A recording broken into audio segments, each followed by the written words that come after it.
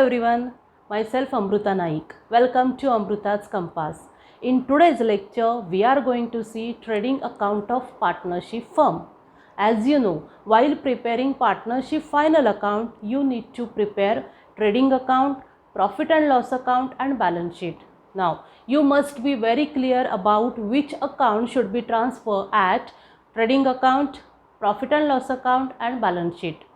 Now I am here to clear all your accounting concept. Okay, before that, if you haven't seen our earlier videos, that is importance and weightage of these chapters as per exam point of view, then please go and check the link given below in description box. At the same time, if you haven't yet subscribed to the channel, then please subscribe. Now moving towards our trading account. See, which accounts are transferred in trading account? कुठचे accounts असतात जे trading अकाउंटमध्ये आपल्याला transfer करावे लागतात किंवा entries कराव्या लागतात. Trading account is a nominal account. आता नॉमिनल अकाउंटचा रूल काय आहे? Debit all expenses and losses, credit all incomes and gains. Right, golden rules जे आपण आधी शिकलेलो होतो 11th स्टँडर्डमध्ये. तर त्याच्याप्रमाणे नॉमिनल अकाउंटमध्ये सगळे एक्सपेन्सेस आणि लॉसेस कुठच्या साईडला रेकॉर्ड करायचे आहेत? डेबिट साईडला. आणि इन्कम्स अँड गेन्स क्रेडिट साईडला. तेच आहे. तर trading account is a nominal account. Nominal अकाउंटचा जो रूल आहे, गोल्डन रूल आहे, तो इथे अप्लाय करायचा आहे किंवा फॉलो करायचा आहे. ओके, आता ट्रेडिंग अकाउंटमध्ये काय काय येतं? ट्रेडिंग अकाउंटमध्ये सगळे डायरेक्ट एक्सपेन्सेस जे असतात किंवा फॅक्टरी रिलेटेड जे एक्सपेन्सेस असतात ते ट्रेडिंग अकाउंटमध्ये आपल्याला एंटर करायचे असतात. फॉर एक्झाम्पल, समजा एखादा काहीतरी एक कंपनी आहे. फॉर एक्झाम्पल, एकदमच आपण रोजच्या याच्यातलं रुटीनमधलं एक्झाम्पल घेऊ. एक बाटा जे शूज असतात, राईट. बाटा शूजचं एक शॉप आहे, ज्या शॉपमधून आपण काही गुड्स परचेस करतो, काही शूज परचेस करतो. मग ते शूज डायरेक्टली त्या शॉपमध्ये बनतात का? नाही, तिथे ते मॅन्युफॅक्चर होत नाहीत. राईट, म्हणजे कुठेतरी एक फॅक्टरी असणार आहे शूज बनवण्याची. मग ते शूज बनवण्यासाठी त्यांना काही रॉ मटेरियल परचेस करावं लागतं. राईट, मग तिथे ते रॉ मटेरियल वगैरे परचेस करून ज्या ठिकाणी ते आणतात त्याला म्हणतात फॅक्टरी. कारण त्या फॅक्टरीमध्ये ॲक्च्युअल मॅन्युफॅक्चरिंग प्रोसेस होत असते. मग ते जे मॅन्युफॅक्चरिंगचे एक्सपेन्सेस असतात ते ट्रेडिंग अकाउंटमध्ये आपल्याला एंटर करायचे आहेत. ओके, एकदम क्लिअर आहे की जे फॅक्टरी रिलेटेड एक्सपेन्सेस असतात तेच फक्त ट्रेडिंग अकाउंटमध्ये आपण ट्रान्सफर करणार आहोत. आता समजा झाले शूज वगैरे तिथे रेडी झालेले आहेत, त्यांनी सगळी प्रोसेस कंप्लीट केलेली आहे. मग काय करतात? वेगवेगळ्या ब्रांचेसमध्ये ते पाठवून देतात. ओके, त्यांचे जे गुड्स आहेत ते. म्हणजेच काय, असं एक त्यांचं एक कुठेतरी ऑफिस असेल सेंट्रल प्लेसमध्ये, एका सेंट्रल लोकेशनला. त्या ऑफिसेस थ्रू, एकच ऑफिस नसणार, आता वेगवेगळ्या सिटीजमध्ये त्यांच्या ब्रांचेस आहेत, म्हणजे वेगवेगळ्या ठिकाणी त्यांचे ऑफिसेस असणार आहेत. मग त्या ऑफिसमधून जे एक्सपेन्सेस होतात ते आपल्याला प्रॉफिट अँड लॉसमध्ये रेकॉर्ड करायचे आहेत, जे आपण नंतर बघणार आहोत. आत्ता फक्त कुठे फोकस करायचं आहे? ट्रेडिंग अकाउंटवरती. ट्रेडिंग अकाउंटमध्ये काय काय एंटर करायचं आहे. जरासुद्धा मिस्टेक करायची नाही आहे, कारण तुम्हाला पार्टनरशिप फायनल अकाउंटमध्ये एक ट्रायल बॅलन्स दिलेला असणार आहे. म्हणजे सगळे अकाउंट्स दिलेले आहेत, तुम्हाला सिलेक्ट करायचे आहेत की कुठचे अकाउंट ट्रेडिंग अकाउंटमध्ये येणार आणि कुठचे account profit and loss account आणि बॅलन्स शीटमध्ये येणार. तसंच काही ॲडजस्टमेंट असणार, त्या अकाउंटच्या अंडर त्या ॲडजस्टमेंट तुम्हाला करायच्या आहेत. या सगळ्यासाठी कन्सेप्ट क्लिअर असायलाच पाहिजेत, जे आपण आता करणार आहोत. क्लिअर? So will start. सगळ्यात पहिल्यांदा ट्रेडिंग अकाउंटचा फॉर्मॅट कसा असतो? तिथे वरती लिहायचं आहे heading trading account for the year ended. जी डेट दिलेली असेल तुमच्या ट्रायल बॅलन्समध्ये ती डेट तिथे मेन्शन करायची आहे.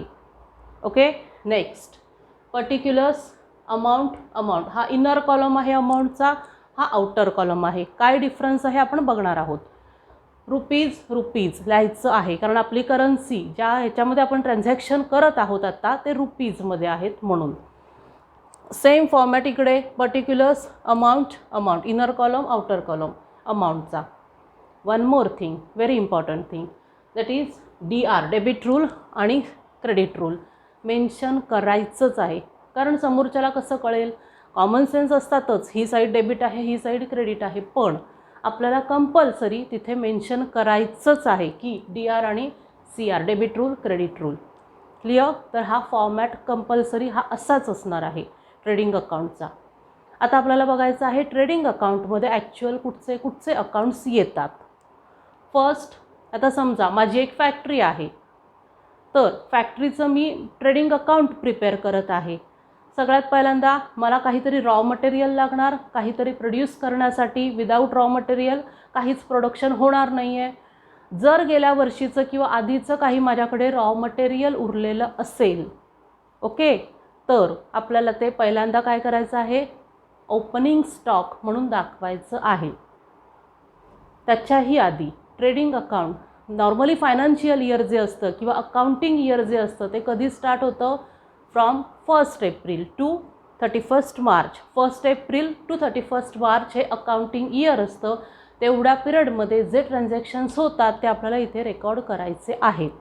मग समजा माझ्याकडे 31 मार्चला काही गुड्स म्हणजे काही माझ्याकडे वस्तू उरलेल्या असतील, 31 मार्चला उरलेल्या असतील, तर 1 एप्रिलला मी त्या ओपनिंग स्टॉक म्हणून दाखवणार आहे. कारण माझ्याकडे फॅक्टरीचं अकाउंट, ट्रेडिंग अकाउंट ओपन करताना ऑलरेडी एवढा स्टॉक अवेलेबल होता, एवढे गुड्स माझ्याकडे अवेलेबल होते. Okay, that is opening stock.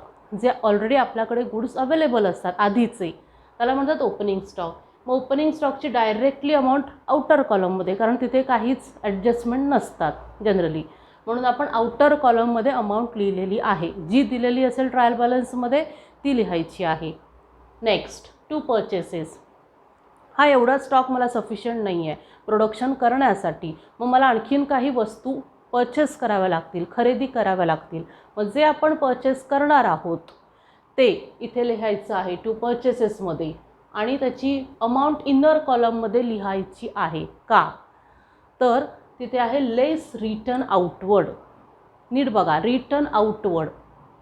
आता इथे आहे, इथे जर बघितलं तर इथे आहे रिटर्न इनवर्ड. खूप मुलं अगदी लास्ट इयरपर्यंत त्यांना हे कन्सेप्ट क्लिअर होत नाहीत की what is the difference between return outward and return inward. नीट बघायचं आहे, खूपच इझी आहे नीट बघितलं तरच. रिटर्न आउटवर्ड, रिटर्न हा वर्ड आहे, ऑफकोर्स रिटर्न केलेला आहे, परत दिलेला आहे. काय दिलेलं आहे परत? आउटवर्ड, बाहेरून जे आउटवर्ड आहे म्हणजेच बाहेरून आलेलं, राईट. म्हणजे आपण एखादी वस्तू जेव्हा खरेदी करतो म्हणजेच ती बाहेरून आपल्याकडे येते, आपल्या फॅक्टरीमध्ये येते, राईट, आपल्या शॉपमध्ये येते, दुसऱ्या शॉपमधली वस्तू म्हणजेच ती बाहेरून आलेली आहे. आउटवर्ड म्हणजे दुसरीकडून बाहेरून आलेली. मग जी बाहेरून आलेली गोष्ट आहे तीच आपण रिटर्न केली आहे, म्हणजे जे आपण परचेस केलेले. ओके, समजा मी 10 बुक्स परचेस केलेले आहेत, त्याच्यातले 2 बुक्स मला काही फॉल्टी असतील, डिफेक्टिव्ह असतील, ते मी रिटर्न केले, दॅट इज रिटर्न आउटवर्ड. आणलेले परत दिले, that is return outward. Clear? मग आता समजा मी काही परचेसेस केलेले होते पण त्याच्यातले काही डिफेक्टिव्ह निघालेले असतील, ओके, किंवा काही मला नाही, मी ऑर्डर दिलेल्याप्रमाणे ते मला मिळालेले नसतील, तर मी ते रिटर्न करणार. मग त्याला म्हणतात रिटर्न आउटवर्ड. मग आता एवढ्या समजा 100 क्वांटिटी होते परचेस केलेले, त्यातले 10 क्वांटिटी मी रिटर्न दिले, मग ते आपल्याला काय करावे लागणार, इथे लेस करावे लागणार. ओके, म्हणून आपण इथे लिहिणार आहोत लेस रिटर्न आउटवर्ड. इनर कॉलममध्ये जे ॲक्च्युअल परचेस होतं ते आणि जे आपण रिटर्न केलं ते दोघांचं सबट्रॅक्शन करायचं आहे, आणि जी टोटल येईल ती इथे आपण आउटर कॉलममध्ये मेन्शन करणार आहोत. Clear? Next, to carriage inward. आता इथे जर बघितलं तर सगळीकडे टू आहे आणि इथे काय आहे, बाय आहे. That is the rule of accounting. आणखीन एक, ट्रेडिंग अकाउंटमध्ये आपण मगाशीच बघितलं की नॉमिनल अकाउंट आहे ते जे एक्सपेन्सेस असतील किंवा लॉसेस असतील ते आपण डेबिटला लिहिणार आहोत, राईट, आणि जे इन्कम आणि गेन असतील किंवा प्रॉफिट असेल तो आपण क्रेडिटला लिहिणार आहोत.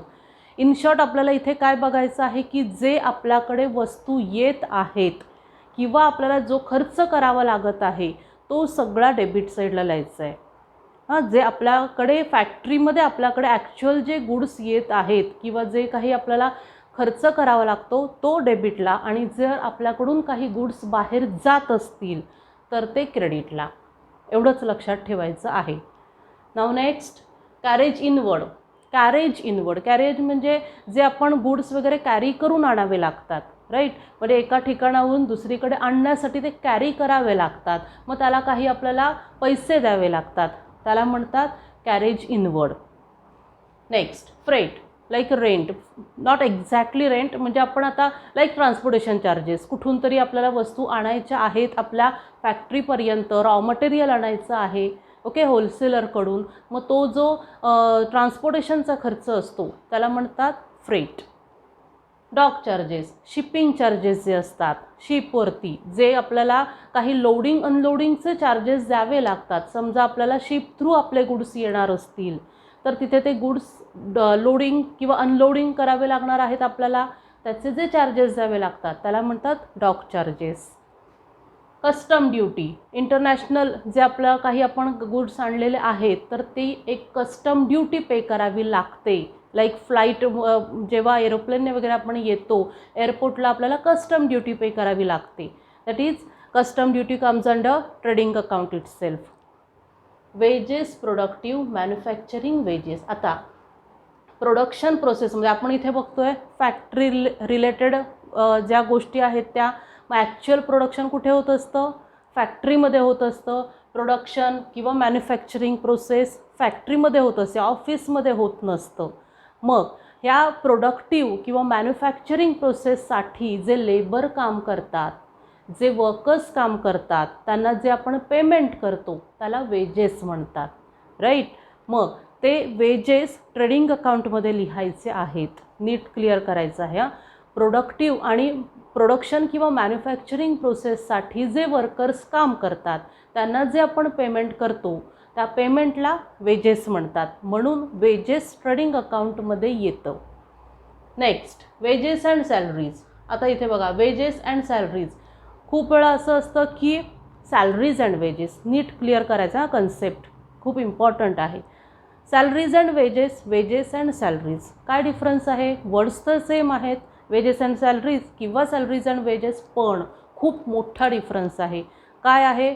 वेजेस अँड सॅलरीज जे इथे दिलेलं आहे ते ट्रेडिंग अकाउंटला एंटर करायचं आहे, कारण इथे फर्स्ट वर्ड कुठचा आहे? वेजेस. समजा आपल्याकडे 100 लेबर्स असतील, वर्कर्स असतील, तर 100 वर्कर्सला आपल्याला काय द्यावे लागतील? Wedges, okay. आणि आपल्याकडे अगदीच 5 किंवा 6 एम्प्लॉईज असतील, म्हणजे जरा वेगळ्या पोस्टचे आपल्याकडे लोक असतील, तर त्यांना आपल्याला सॅलरीज पे कराव्या लागतात. सॅलरीजची अमाऊंट कमी आहे किंवा क्वांटिटी कमी आहे म्हणून सॅलरीज सेकंडरी आहे इथे. वेजेस प्रायमरी आहे. जो प्रायमरी वर्ड आहे वेजेस, वेजेस कशाशी रिलेटेड आहेत? लेबर्स रिलेटेड, वर्कर्स रिलेटेड, आणि वर्कर्स फॅक्टरी रिलेटेड आहेत, म्हणून वेजेस अँड सॅलरी ट्रेडिंग अकाउंटमध्ये येणार, ओके. आणि जर सॅलरीज अँड वेजेस असतं तर, म्हणजे सॅलरीज जास्त आहेत, वेजेस कमी आहेत, सॅलरीज हा वर्ड पहिला असता तर तो प्रॉफिट अँड लॉस अकाउंटमध्ये. Clear? Next, import duty. Import, जर काही आपण गुड्स कुठच्या तरी दुसऱ्या कंट्रीमधून इम्पोर्ट केलेले असतील, दुसऱ्या देशातून आणलेले असतील प्रोडक्शन प्रोसेससाठी, तर एक ड्युटी किंवा काही चार्जेस पे करावे लागतात त्या गुड्सवरती, त्याला म्हणतात import duty. Coal, coke, gas, motive power, oil, water, grease, हे सगळे प्रोडक्शनसाठी लागणाऱ्या गोष्टी आहेत. ऑफिसमध्ये लागतात का या? नाही लागत, त्या फॅक्टरीमध्येच लागतात, म्हणून ते फॅक्टरी रिलेटेड एक्सपेन्सेस आहेत, म्हणून ते ट्रेडिंग अकाउंटमध्ये येणार आहेत. Royalty on purchase or production. Royalty means आपले राईट्स. एखादा सपोज कोणतरी पर्सन असेल, त्याचं आपण टॅलेंट किंवा त्याचं नॉलेज आपण यूज केलेलं असेल प्रोडक्शन प्रोसेसमध्ये किंवा काही रॉ मटेरियल परचेस करण्यासाठी, तर त्याला तर फुकट तर नॉलेज किंवा टॅलेंट आपलं यूज करणार नाही आहे, त्याला काही पेमेंट करावं लागतं आपल्याला, त्याला म्हणतात रॉयल्टी, ओके. मग ते आपण त्याच्या प्रोडक्शन प्रोसेस, आपल्या प्रोडक्शन प्रोसेससाठी किंवा परचेससाठी दुसऱ्याचं जो टॅलेंटेड असेल किंवा ज्याच्याकडे नॉलेज असेल त्याचं ते टॅलेंट किंवा नॉलेज यूज करतो आणि त्याच्यासाठी जे पेमेंट करतो त्याला म्हणतात रॉयल्टी, ती द्यावी लागते. Primary packing charges. आता हे नीट बघा, primary packing charges normal thing आहे. एखादी गोष्ट आपण प्रोड्यूस केली तर ती पॅक करावी लागते, राईट. पण primary packing charges means what? समजा आता आपल्या अगदीच आजूबाजूचं उदाहरण घेतलं तर खूप छोट्या छोट्या गोष्टी आपल्या इथे पण त्या, आता लाईक व्हेजिटेबल्स आपल्या इथे पण ते प्रोड्यूस होत असतात, आपल्या शेतामध्ये त्या गोष्टी पिकत असतात. ओके, मग आपण काय करतो, अगदीच आपल्याला कोणाला तरी एखाद्या मिडलमॅन जो असतो त्याला आपण डायरेक्टली ते देतो, म्हणजे एक छोटंसं काहीतरी रॅप वगैरे करून किंवा एखाद्या मोठ्या बॅगमध्ये घालून आपण होलसेलमध्ये ते देऊन टाकतो. That is primary packing. मग तो जो होलसेलर असतो किंवा तो जो मिडलमॅन असतो तो त्याच्या कस्टमरपर्यंत पोचवण्यासाठी सेकंडरी पॅकिंग करतो. म्हणजे त्याला स्वतःचं लेबलिंग वगैरे करतो, स्वतःचं काहीतरी वेगळं पॅकेज करतो, म्हणजे स्वतःच्या नावाचं किंवा स्वतःच्या कंपनीचं. ते सेकंडरी आहे, ते आपण आता इथे बघत नाही आहोत. आपण इथे काय बघत आहोत? Primary packing. फॅक्टरीमधून वस्तू बाहेर जाताना प्रायमरी लेवलला जी पॅकिंग केली जाते त्याला म्हणतात primary packing. Next, factory lighting and heating. Of course आता फॅक्टरी आहे म्हटल्यावरती लाईट, इलेक्ट्रिसिटी वगैरे तर लागणारच आहे. मग त्याचं जे बिल येईल, फॅक्टरी हा वर्ड इम्पॉर्टंट आहे इथे. फॅक्टरी रिलेटेड जे एक्सपेन्सेस आहेत ते ट्रेडिंग अकाउंटमध्ये. मग ते लाईटिंग अँड हिटिंगचे असू देत, नाहीतर आणखीन कसले असू देत. Factory rent and rates. फॅक्टरीचं रेंट, फॅक्टरी आपल्या मालकीची नाही, आपण रेंट पे करतो आहे, मग त्याचं रेंट ट्रेडिंग अकाउंटमध्ये मेन्शन करायचं आहे.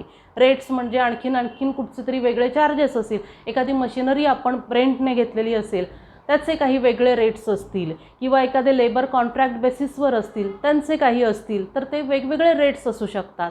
ते सगळे फॅक्टरी रिलेटेड आहेत म्हणून ट्रेडिंग अकाउंटमध्ये. Next, factory insurance. फॅक्टरीचा, पूर्ण फॅक्टरीचा इन्शुरन्स. ओके, तो ऑफकोर्स फॅक्टरी हा वर्ड जिथे आहे ते सगळे एक्सपेन्सेस ट्रेडिंग अकाउंटमध्ये. Work manager salary. आता वर्क मॅनेजर आहे, फक्त मॅनेजर सॅलरी असती तर प्रॉफिट अँड लॉस अकाउंटला आलं असतं. पण इथे वर्क मॅनेजर, वर्क म्हणजे प्रोडक्शन प्रोसेसमध्ये किंवा मॅन्युफॅक्चरिंग प्रोसेसमध्ये जे मॅनेजर्स काम करतात त्याला म्हणतात वर्क मॅनेजर. मग हे work manager of course factory related आहेत म्हणून वर्क मॅनेजर सॅलरी. वर्ड्स नीट बघायचे आहेत. Work, actual work, production work कुठे होतं आहे? फॅक्टरीमध्ये. म्हणून work manager salary comes under trading account. इथेच थांबायचं आहे. आपण आता क्रेडिट साईड बघणार आहोत. डेबिट साईडला काय आहे? सगळे पहिल्यांदा ओपनिंग स्टॉक जो आपल्याकडे ऑलरेडी असतो तो लिहायचा आहे. मग परचेसेस, मग जे आपण रिटर्न आउटवर्ड, जर आपण काही आपल्याकडे फॉल्टी वस्तू आलेल्या असतील त्या रिटर्न करायच्या आहेत, मग त्याची अमाऊंट डिडक्ट करून आउटर कॉलममध्ये लिहायची आहे. आणि फॅक्टरी रिलेटेड जे काही एक्सपेन्सेस असतील किंवा आपण मॅन्युफॅक्चर करतो ते प्रोडक्ट, तेव्हा ॲक्च्युअल जे एक्सपेन्सेस होतात ते सगळे डेबिटला लिहायचे ट्रेडिंग अकाउंटच्या. क्लिअर? नेक्स्ट, क्रेडिट साईडला काय काय येणार? सेल्स. ऑफकोर्स इथे आता परचेसेस आहेत म्हणजे आपले एक्सपेन्सेस आहेत. सेल्स म्हणजे आपलं इन्कम आहे, राईट. आपला खर्च नाही येतो, आपल्याला इन्कम मिळतं सेल केल्यानंतर. किंवा आपण इथे गुड्स परचेस करतो म्हणजे फॅक्टरीमध्ये गुड्स येतात, सेल केल्यावरती गुड्स गोज आउट, गुड्स जातात. जे गुड्स जातात किंवा जे आपल्याला प्रॉफिट होतो, इन्कम होतं, ते सगळं क्रेडिट साईडला लिहायचं आहे. मग सेल्स म्हणजेच गुड्स गेलेले आहेत किंवा आपल्याला इन्कम झालेलं आहे म्हणून ते क्रेडिट साईडला ट्रेडिंग अकाउंटच्या. Return inward. बघा आता रिटर्न इनवर्ड. रिटर्न म्हणजे return as you know. Inward आपल्याकडेच आलेलं आहे. इनवर्ड म्हणजे आपल्याकडे आलं आहे परत. आपल्याकडे काय येणार परत? जे आपण दिलेलं आहे तेच परत येणार. आपण काय देतो? म्हणजेच आपण सेल करतो, राईट. आपण काही गुड्स सेल केलेत, ते फॉल्टी होते किंवा त्यांच्या ऑर्डरप्रमाणे नव्हते म्हणून त्यांनी रिटर्न केलेत. Return inward means sales return. Difference नीट बघायचा आहे परचेस रिटर्नमधला आणि सेल्स रिटर्नमधला. Purchase return means return outward, sales return means return inward. Inward म्हणजे आपल्याकडेच आलेले आहेत परत, जे आपण दिले तेच आलेत परत, म्हणजे आपण विकलेल्या गोष्टी. सो रिटर्न आउटवर्ड आपल्याला काय करायचं आहे? लेस करायचे आहेत सेल्समधून. ही सेल्सची अमाऊंट, त्याच्यातून रिटर्न इनवर्डची अमाऊंट लेस केली तर जी अमाऊंट उरते ती आउटर कॉलममध्ये मेन्शन करायची आहे. Next, goods lost by fire. Loss आहे आपला, पण ते काय आहेत, गुड्स गेले ना, लॉस्ट बाय फायर. फायर म्हणजे आगीमध्ये ते जळाले म्हणजे ते गेलेच, ते काय परत फॅक्टरीमध्ये येणार नाही आहेत, गुड्स गेलेले आहेत. म्हणून आपल्याला कुठे लिहायचे आहेत ते, क्रेडिट साईडला. गुड्स लॉस्ट बाय थेफ्ट, चोरी झालेले आहे काही गुड्सची, म्हणजेच गुड्स गेलेले आहेत म्हणून क्रेडिटला. Goods distributed as a free sample, as a free sample म्हणून आपण डिस्ट्रीब्यूट केलेले आहेत. माहिती आहे महाबळेश्वरला मॅप्रो गार्डन आहे, त्याच्यामध्ये फ्री सॅम्पल ज्यूस वगैरे तिथे किंवा चॉकलेट्स वगैरे फ्री सॅम्पल म्हणून डिस्ट्रीब्यूट करतात, राईट. म्हणजेच ते कुठे त्यांच्या अकाउंटमध्ये, ट्रेडिंग अकाउंटमध्ये कुठच्या साईडला लिहिणार आहेत, क्रेडिट साईडला. कारण त्यांनी ते फ्रीमध्ये जरी डिस्ट्रीब्यूट केलेले असले तरीसुद्धा ते गेलेले आहेत त्यांच्या फॅक्टरीमधून, म्हणून क्रेडिट साईडला. गुड्स लॉस्ट इन ॲक्सिडंट, ॲक्सिडेंटमध्ये गेलेले आहेत. आता बघा इथे कुठचेही वर्ड असू शकतात, lost by fire, lost by theft, lost in accident. जिथे गुड्स जातात ते सगळे ट्रेडिंग अकाउंटच्या क्रेडिटला. Clear. Goods withdrawn by partner. आता विथड्रॉन बाय पार्टनर, पार्टनरने समजा स्वतःच्या यूजसाठी, पर्सनल यूजसाठी ड्रॉईंग म्हणजेच गुड्स काही काढलेले असतील बिझनेसमधून, तर ते सुद्धा क्रेडिटलाच, कारण ते गेलेले आहेत गुड्स. क्लोजिंग स्टॉक, इथे आपण बघितलेलं होतं at the starting of the day, म्हणजे स्टार्टिंग ऑफ द इयर, जेव्हा आपण इयर फायनान्शियल इयर स्टार्ट करतो तेव्हा ओपनिंग स्टॉक लिहितो. हे जेव्हा एंड करतो किंवा क्लोज करतो अकाउंट तेव्हा काय लिहायचं आहे, क्लोजिंग स्टॉक. म्हणजेच जेवढे मी गुड्स आणलेले आहेत, म्हणजे ऑलरेडी जेवढे होते त्याच्यामध्ये मी काही परचेस केले, काही रिटर्न केले, काही सेल केले, काही सेल्स रिटर्न आले परत, राईट. या सगळ्याचं कॅल्क्युलेशन करून आत्ता माझ्याकडे ॲक्च्युअल स्टॉक किती आहे तो इथे लिहायचा आहे, closing stock. Clear. Next gross loss आणि इथे आहे ग्रॉस प्रॉफिट. जर क्रेडिट साईड जास्त असेल तर ग्रॉस प्रॉफिट असतो. जर डेबिट साईड जास्त असेल, ओके, ही जी टोटल आहे आउटर कॉलमची, ही जर डेबिट साईडची जास्त असेल तर तो लॉस आहे, कारण डेबिटला सगळे एक्सपेन्सेस आहेत. समजा इथे 5 लाख आहेत, ओके, आणि इथे समजा 4 लाख आहेत ह्याची टोटल क्रेडिटच्या आउटर कॉलमची. 4 लाख क्रेडिटला, 5 लाख डेबिटला. काय आहे, लॉस आहे, कारण इथे 4 लाख जे आहेत ते आपलं इन्कम आहे आणि इथे हे एक्सपेन्सेस आहेत. इन्कमपेक्षा एक्सपेन्सेस जास्त आहेत, म्हणजेच डेबिट साईड जास्त आहे तर तो लॉस. आणि जर क्रेडिट साईड जास्त असेल तर तो ग्रॉस प्रॉफिट. ग्रॉस ट्रेडिंग अकाउंटचं पर्पजच हे आहे, हेतूच हा आहे की आपल्याला ग्रॉस प्रॉफिट किंवा ग्रॉस लॉस फाइंड आउट करायचा असतो. क्लिअर.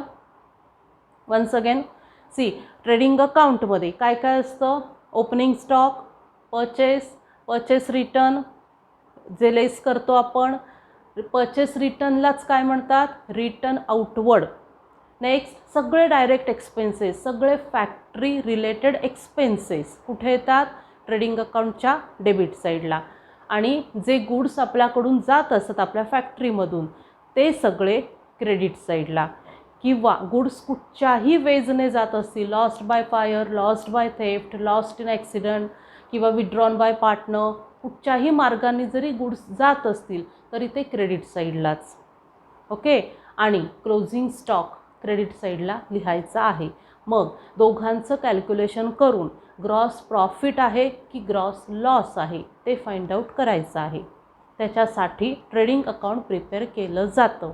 ट्रेडिंग अकाउंटचा फॉर्मॅट जो तुम्हाला माहीत आहे, पर्टिक्युलर्स, त्याच्यानंतर amount, inner amount, outer amount column, rupees compulsory currency लिहायची आहे. सेम इयर, पर्टिक्युलर्स, अमाऊंट, 2 अमाऊंटचे column, inner and outer column. आणखीन एक गोष्ट काय लक्षात ठेवायची आहे, फॉर्मॅट प्रिपेअर करताना डेबिट रूल, क्रेडिट रूल, आणि वरती हेडिंग तर पाहिजेच, ट्रेडिंग अकाउंट ॲज ऑन, जे काही डेट दिलेली असेल ट्रायल बॅलन्समध्ये ती मेन्शन करायची आहे. Okay. I hope you are very clear about trading account. Now we'll stop here today, and if you have any queries or doubts, please comment in comment box. We'll see profit and loss account in next lecture, so please don't miss that lecture, which is very important for preparing partnership final account. Also please like, share and subscribe the channel. Thank you.